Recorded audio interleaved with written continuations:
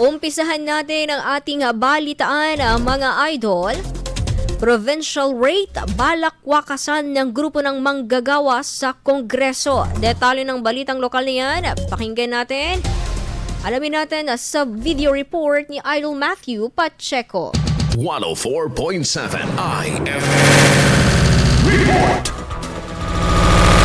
So what we are saying is, kung parehas ang pagod, dapat parehas ang sahod. Yan ang matapang na pahayag ni incoming Pamanggagawa Representative Ellie San Fernando sa panayam nito sa IFM News Dagupan. Matapos mabigyan ng pagkakataon na may representa ang mga manggagawa sa mababang kapulungan ayon ng naturang party list na mabuwag na ang provincial rate at may pantay na sa buong bansa ang minimum wage. Mas mahal ang bilihin sa probinsya dahil sa dagdag transportation costs at hindi makatarungan na sa mga lugar na may mababang sahod pa ito na pupunta.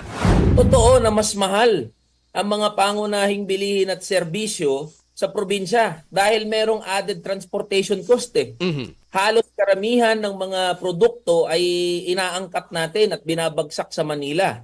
Pagdating sa Manila, ibabiyahe yan papunta ng mga probinsya. Saan ipinapasa yung added cost? E di sa mga consumer. Bagamat mahirap umano magiging laban dito, gagawin nito ang lahat para may pasa. Tuwa naman ito ang pagpasa ng 200 pesos wage increase sa Kongreso. Ngunit hinamon at pinanawagan ito sa Senado at kay Presidente Bongbong Marcos na agad na itong pampirmahan. Message to the Senate. Pakiusap ho.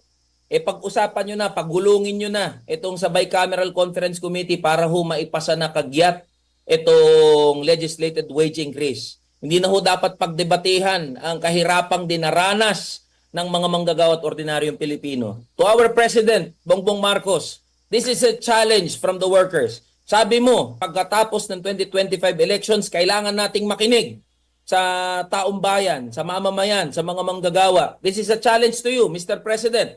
Kung tunay na gusto mong makinig sa mga manggagawa, kailangan nyo ho i-certify as urgent itong 200 peso legislated wage increase.